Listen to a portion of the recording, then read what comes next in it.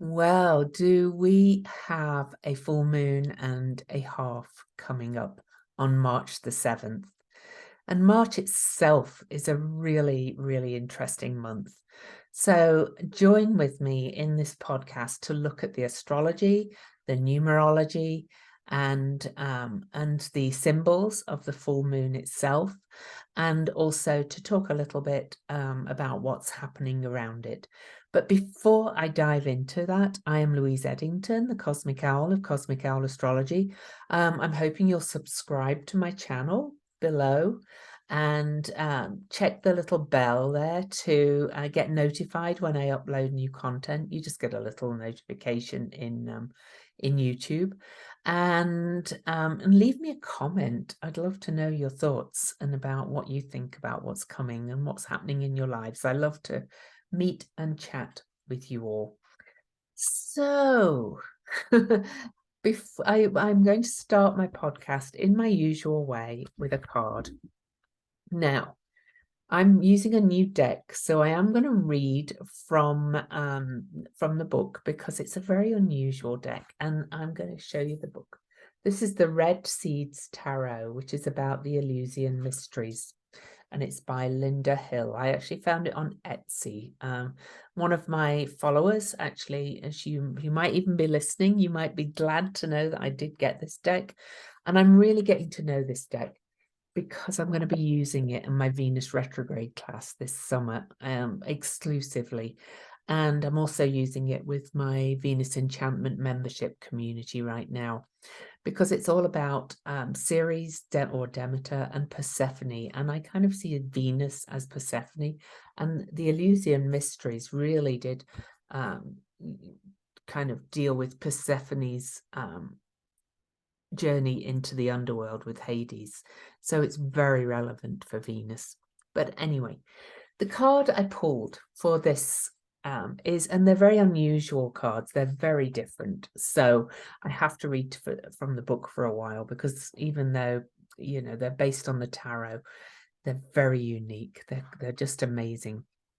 So for this Virgo full moon that is on March the 7th, I pulled the Seer of Seeds. And I'm going to read you a quote. She says, "Earth, my dearest, oh, believe me, you no longer need your spring times to win me over. Unspeakably, I have belonged to you from the flush." And that's by Rainer Maria Rilke. Now, the main message for this card is "I am dedicated," and this is about Triptolemus. In the Eleusinian mysteries, Triptolemus was a demigod and brother to Demophon, both of whom Demeter took under her wings. The goddess taught Triptolemus the art of agriculture. She then asked him to journey to the four corners of the earth to scatter grain and teach the people how to create and work in agrarian landscapes. Once he had completed the task, he returned back home to Eleusis and became the founding priest of the Eleusinian mysteries. Triptolemus was the first priest to be initiated. And the soul journey of this card, the seer points to the way ahead. This is actually the knights in regular tarot. As a priest, he will help us to navigate the pathways of the soul, as he is well schooled in the challenges and rewards that lie before our journey. His energy is one of pure dedication, devotion, hard work, and service, and he knows that this combination can produce the very best in us. Like the seasons, we traverse ever-moving cycles in the search to find out who we truly are. The seer teaches us, but for now he asks us to pause our work and devote some time to reflection and meditation. He knows that something we have seeded needs to be fertilized with intent and devotion. Our patience and trust will be rewarded. I just find this so kind of absolutely fascinating. The seeds are the earth, element in this deck, and this is a Virgo full moon, which is of the earth element. Virgo is one of the earth signs, and one of the main aspects to the full moon is to Uranus in Taurus, which is also an earth sign. And the Leo full moon that we had last month was square to Uranus, and that happened the day of the major earthquake that took place in Turkey. So, you know, there's a lot going on in this full moon, to be honest, even though on the face of it, there's not many aspects. So that's the card, the seer or the knight. Okay, quite fascinating, these cards, right? Okay.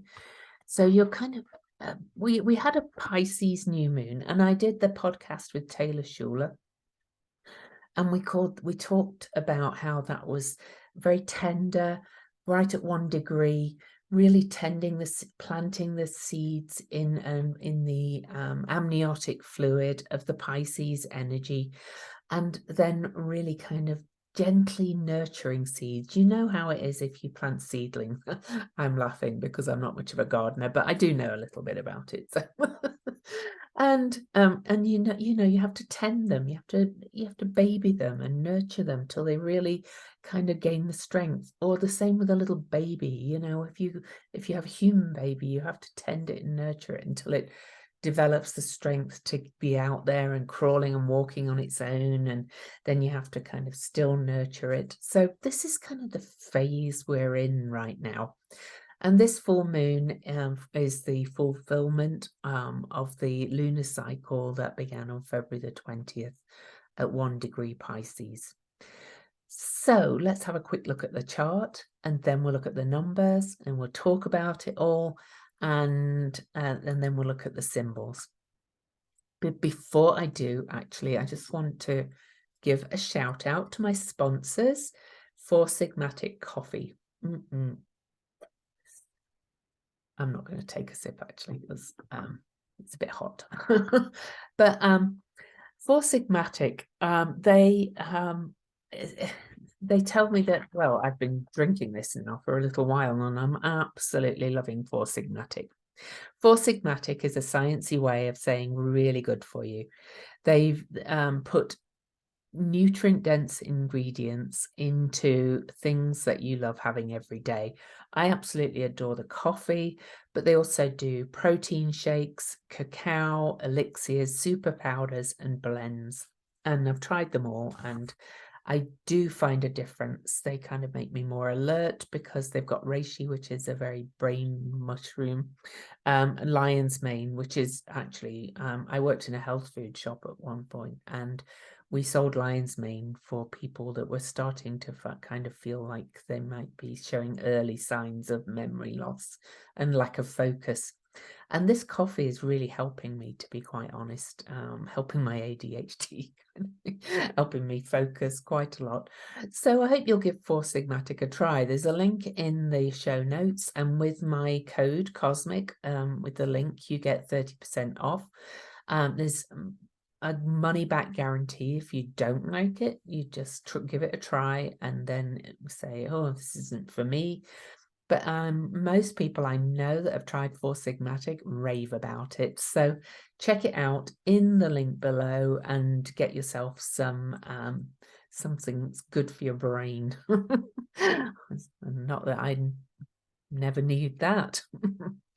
You know what I mean.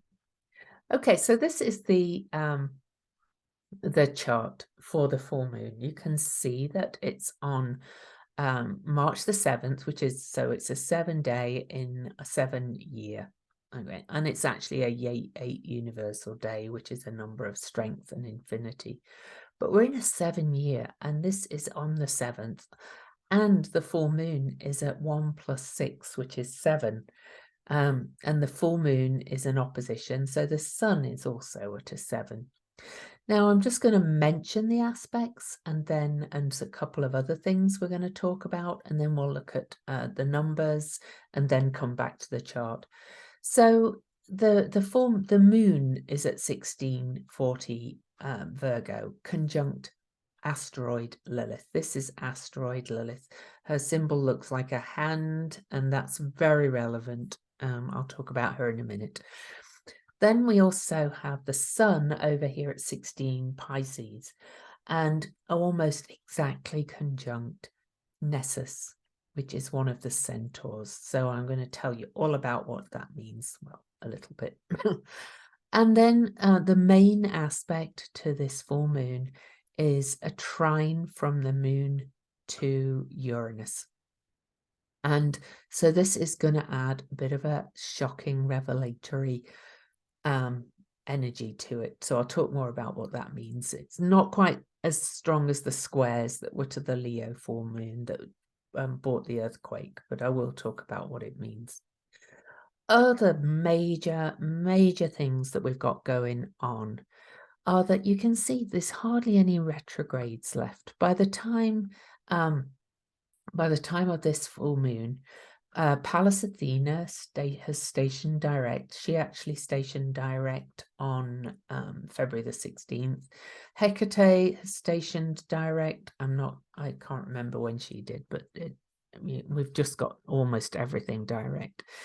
And Mars is still out of bounds, but is heading out of the degrees where he was retrograde, kind of the shadow. He's going to be out of bounds though till May the 4th, 5th. So Mars is still not quite behaving himself, but I'll talk more about that as well. So we've got a lot of direct energy. Things are really moving forward. But, you know, I remember when, which was the last planet to go forward, well, whichever one it was, everybody got very excited that we had so many days of and I did talk about it in my 2023 overview that we're going to have 89 days of the major planets going direct. But that doesn't always mean it's all good. You know, everybody goes, yay, retrogrades suck, forward direct motion, great. Not always. Retrogrades have a really good purpose. Too much direct motion like this can be a little bit overwhelming, and we've got a lot of kind of sign changes coming, planetary ingresses. So I just need a little image or some notes I took that March sees 7 planetary ingresses into new signs. On this full moon, Mercury has moved into Pisces. Saturn is 1 minute from moving into Pisces and moves into Pisces on the full moon. Venus, where is Venus? There she is. Venus has moved into Aries, and when I'm recording this, she's still in Pisces, but she's going to move into Taurus during March. Mercury will then leave Pisces and move into Aries. Then Pluto is also moving into Aquarius, and Mars will move into Cancer. So that's a lot of energy changes too. So, you know, all of this fast forward energy is bringing this rapid kind of, it's almost like, you know, I'm being pulled this way. It's like this energy, that energy. So it's all kind of can be a little bit much, but it is forward movement, and things are definitely moving forward quite at a pace, to be quite honest. So most importantly, though, we've got Saturn moves into Pisces on that day. I will be doing a whole separate video for Saturn in Pisces, but just note that he's at the anaretic minute of the anaretic degree, and the anaretic degree, the last degree of the signs, is a very liminal threshold degree. It's like change is here, but we're not quite there yet. Can see it, taste it, smell it, but we're not quite there. Pluto at the anaretic degree of Capricorn in another border crossing degree, that liminal degree. Oof. And then these two are in aspect to Sedna still. Sedna's about to go back to the anaretic degree. Sedna is going to change into Gemini this year. So that's another change coming. Hecate, the way shower, the goddess of the crossroads, she is also about to move forward and back into the sign of Cancer, because she had been in Cancer before. So there's a lot of, things are about to really change a lot this month, okay, on this full moon. So I'll talk about what all that means in a minute, but let's look at their number first of all. We looked at this last month. The last month full moon was also at 16 degrees. But this is what's called a 16-7 number, because it's at 16 degrees and that goes down to a 7.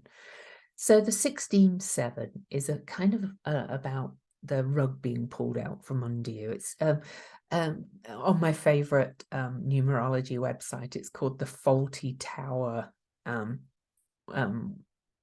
number.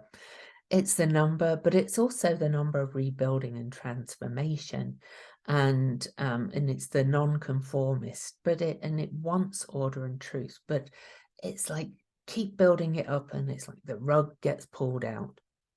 But then it comes down to a 7, and the 7 is quite an introvert number. The 7 has strong psychic tendencies. It's a real number of, but it's a number of eccentricity.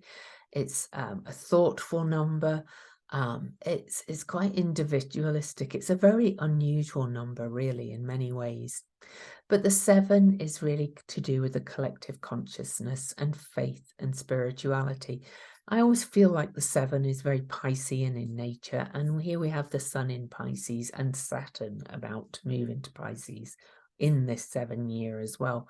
And Saturn's going to be in Pisces for almost 3 years. In the 3rd year, he kind of retrogrades back and leaves Pisces, comes back and goes again, but almost 3 years. But 7 is the number of spiritual enlightenment, spiritual awakening, inner wisdom, and psychic abilities. So I think we're really tying into the Pisces sun on this full moon. I always kind of wonder why we call it a Virgo full moon in astrology, when really it's, in Pisces season. So why don't we call it a Pisces full moon? Because the sun is the core of our universe. But that's like it. We call it the Virgo full moon. So we'll just talk about that. So to come back to talking about the chart, I mentioned that the moon is conjunct asteroid Lilith. Now, asteroid Lilith, I've really been starting to work with her a lot lately. And I remember I said her symbol looks like a hand. Well, 5 is very much a number of the divine feminine. It's one of the Venus cycle numbers and things. And I always think all the divine feminine energies are kind of connected to each other.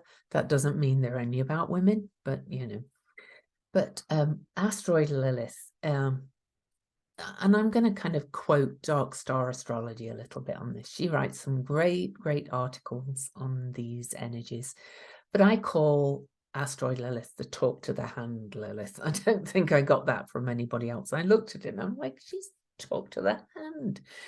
But according to Dark Star Astrology, asteroid Lilith resonates with the crescent moon, the maiden. She's brimming with youthful vigor, and she's the eternal teenager, the rebel, and she fights for freedom and justice. I don't know. I'm going to give you what she says, but she says she's the earthly bridge to Eris, who kind of shakes the table, and she's the shit stirrer, but really asteroid Lilith is a bit of a troublemaker as well, kind of a bit of an apple thrower, and she is the rebellious teenager. She is the talk to the hand, I'm not having this anymore kind of energy. So we've got the Virgo moon, Virgo being very much about whole unto oneself. Virgo I often think of as a very priestessy kind of energy, and how funny that we actually got the card that was actually the first priest of Illusia, because the actual genders don't matter in astrology, it's the archetypes that matter.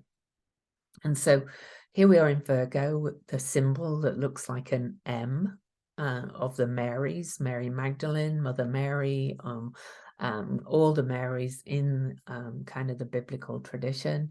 It's that kind of earthly, earth mother, very whole, very service oriented.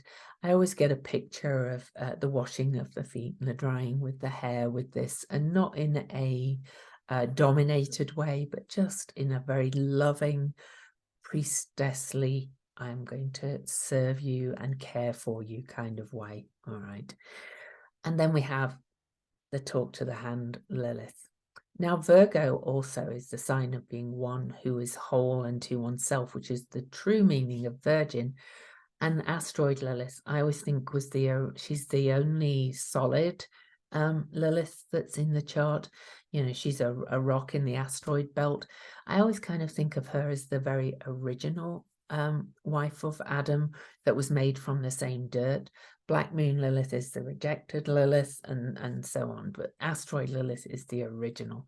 So in this full moon, we've kind of got this the moon being the mother and our feminine side and our emotional reactive side, or emotionally responsive side, I should say, and asteroid Lilith together in the sign of Virgo. It's kind of saying we are going to be whole. We are talk to the hand, not taking anymore.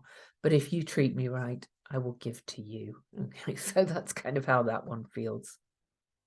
Now then, we go to the Pisces energy, which is that very 7 energy, as I said. And of course, all things have shadow. All things have shadow. All numbers have shadow. And the shadow of the number 7 can be depression, pessimism, fear, all that kind of stuff. And that's very Piscean as well.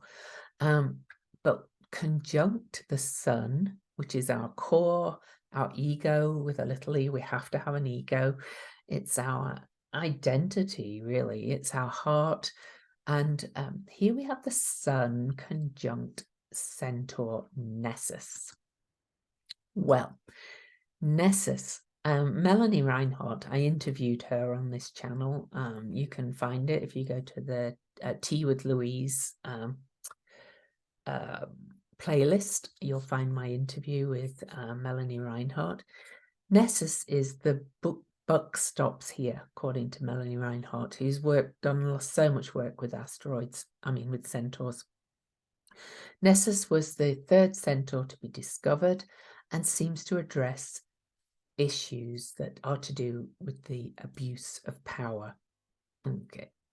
And Nessus, she says, Nessus brings opportunities to understand and release deep patterns of helplessness, of being taken advantage of, and being oppressed. It's as if to say, I have had enough.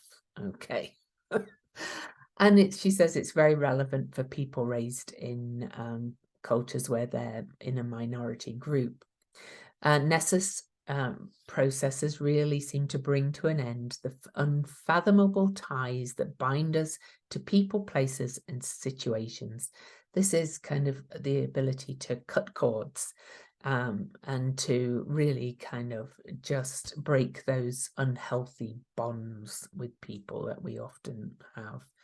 So it's got a real kind of cleansing, clearing of trauma kind of energy, Nessus.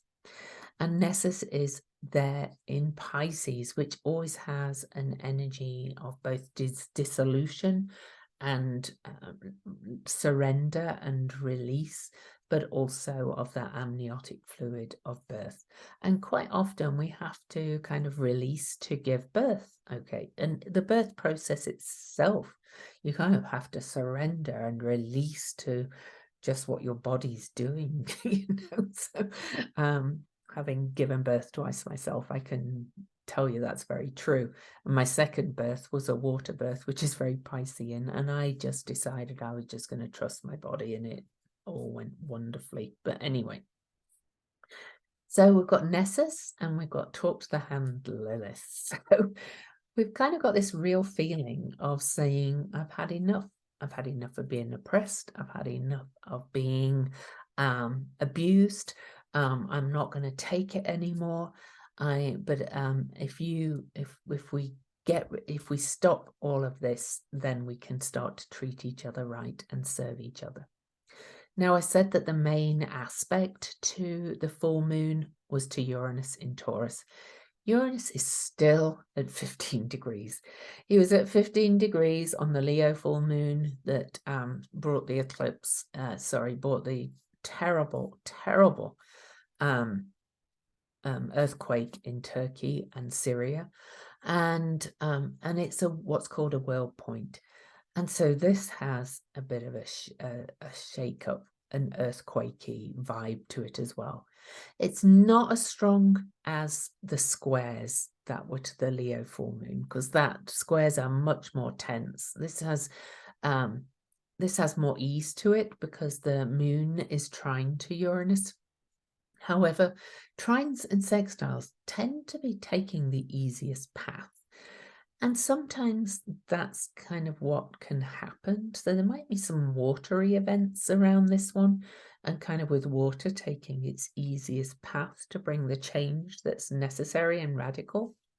And it is, again, a full moon, so it could be a little bit tectonic. All right, it's and then especially we add in that Saturn changes signs on that day, leaves Aquarius, finally, been there since 2020, says, okay, I'm done all those lessons, done mastering everything, and now I'm going to move into Pisces and start swimming in those nebulous waters myself.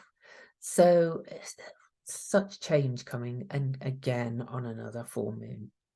And then Pluto moves into Aquarius for the first time of his journey in 248 years.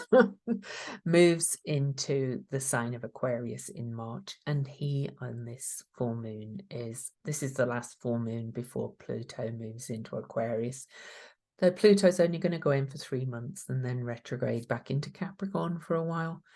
But this full moon is kind of bringing these big changes on. It's kind of it's pretty amazingly huge, to be quite honest.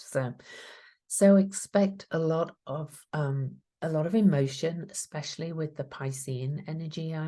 I also always love the Virgo full moon because it's kind of one of my favorite axes now in astrology. I call it the practically mystic aspect, but if you kind of think about it really, practicality and mysticism don't always go hand in hand. So the key is integration on this and changing the way you do things. And I bring you back to the seer, and I bring you back to talking about the words of this card, and particularly this quote that I read, and I'll read it again.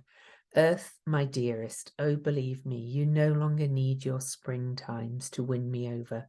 Unspeakably, I have belonged to you from the flush. Now, speaking of the practically mystic side, I think we bring in the collective unconscious, the unknown, the subconscious, the mystical, the mystery, the muse, whatever that is, and we bring it down to earth, and we realize that we are just, we are meat and bones, and we are here to live this human experience. And we kind of become the priests and priestesses of our own body, our own world. So it does have a little bit of a cleansing quality, this full moon as well. Bit of a surrender and release and let go of some things. A full moon is a fulfillment. Because it's an aspect to Uranus, some of that release could be quite sudden as well. Okay. So, anything else to say about this chart? I don't think so. We do have Mercury at 7 as well. I will mention that. Mercury is in Pisces, where it's not at its happiest. Mercury's our mind, likes to have clarity of thought. But Mercury in Pisces at 7 degrees is very connected to kind of our channeling energy, our sudden ideas, sudden awareness. So you may get some kind of downloads on this full moon, I have to say. And that's about it for the astrology. Oh, I did mention Mars, almost out of his shadow. Aspecting the anaretic degrees. Yeah, the Pluto and Sedna are in a trine. We're still going through big earth-shattering events, to be quite honest. So there's one other quite major aspect, Pallas Athena, the cosmic owl, creative intelligence asteroid, goddess of wise justice. In Cancer, the sign of the family, the home, the basis of security, is in a square to her father, Jupiter, who's in Aries, and also to Vesta, which is also kind of devotional. What was the word we had for the card? Dedication. And so that square is really saying, you know, I've said it before, you know, Jupiter and Aries can be a little bit my way or the highway. He's kind of being a little bit ganged up on here to say, hey, rein it in, pull your head back in, stop it. It's not my way or the highway anymore. You have to kind of include us. So his daughter, Pallas Athena, who jumped out of, who was born from his head, long story, you can go and read about that if you like, is kind of saying, hey, you know, rein it in a little bit and think of your family, think of those you love, think of those you care about. So it's got a big energy of that as well. All right, so we're going to go on to the symbols. And before I do, I just want to quickly remind you again to subscribe. Also, come to my Facebook page, Cosmic Owl Astrology, Louise Endington. I'm also on Instagram, but Facebook page is where it's at because I post there a lot and it's kind of developing its own little community. I have people on that page saying, at least we've got this space. And I'm like, I love that I've created this space. So anyway. So the symbols, we always go up. So this is at 16 Virgo, so we go up to 17. And the phase, the Sabian symbol is a volcanic eruption. But let's listen. He says, Dane Rudyard says, the keynote is the explosive energy of long repressed contents of the subconscious. He says, we are dealing here with the dramatic release of energies which have been kept in check by the outer shell of the ego-controlled consciousness. It may be a spectacular catharsis, but it often takes paths of destruction. Form of purification by fire is experienced, the inner pressure of the karmic past or of more recent frustrations would shake up, perhaps even more destructively, the very foundations of the personality. The soul must become empty, the mind translucent. The key word is explosion. I guess if you think about a volcanic explosion, things come up that have been buried underneath and they come up and they explode out, and it's kind of a big release. And I've talked about the release of the astrology. Talking about with Nessus there, an abuse of power and things, I would not be surprised if around this full moon there's some major news about abuses of power, and it may be kind of a fulfillment or a literal kind of volcanic eruption, and suddenly, like, you know, we hear massive charges are being filed against somebody or something like that. So it's going to be interesting.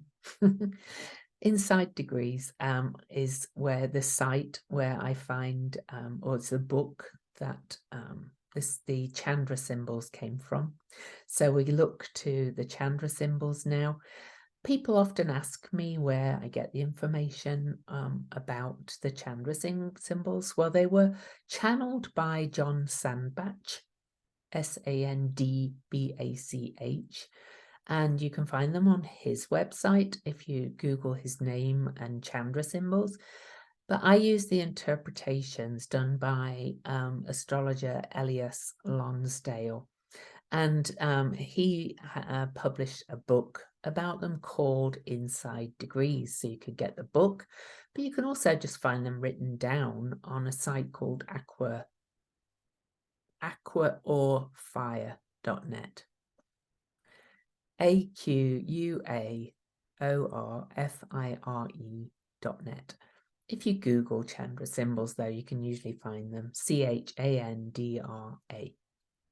Okay, so this is the symbol, Chandra symbol for Virgo 17. An old, bald woman talking to her dog.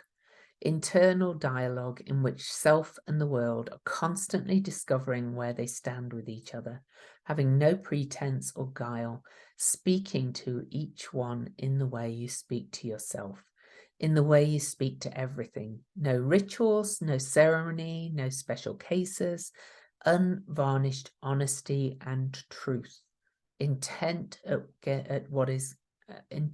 getting at what is underneath and what is inside. You penetrate right through the personality, the ego mind, without thinking about it, knowing that life needs a voice, and that being that voice, and that being that voice is natural and inevitable. You feel close to the ground, basic and foundational. Not very nice, not very easygoing, the pure straight shooter, as real as can be, and almost too much so. You are the reminder of how it would be if we stayed with integrity and conviction and threw out the rest. That kind of confirms, and I honestly had not read this before we came into this, but this kind of confirms to my mind that there may be, you know, somebody with integrity comes up and kind of reveals stuff that's been going on, the abuses of power and things like that. But this is all happening within as well. And so you are going to have to kind of speak to yourself and with unvarnished honesty and truth, as that says, and to get to what's going on inside and underneath, below the personality, the ego mind, and really finding that essence inside that's just whole, pure, or more pure, and wants to be of service to the world. All right, so it's quite the full moon and quite the month of March coming. This is why I kind of wanted to get this off to you well ahead of time. As I said, I will be doing a Saturn in Pisces video as well, and other videos. So don't forget to subscribe and check the little bell so you hear when you get notified when they're released. And on that note, I will see you next time, because in April we're going to there's going to be a new moon in March, and then in April we've got eclipse season. So, all right, much love. See you next time.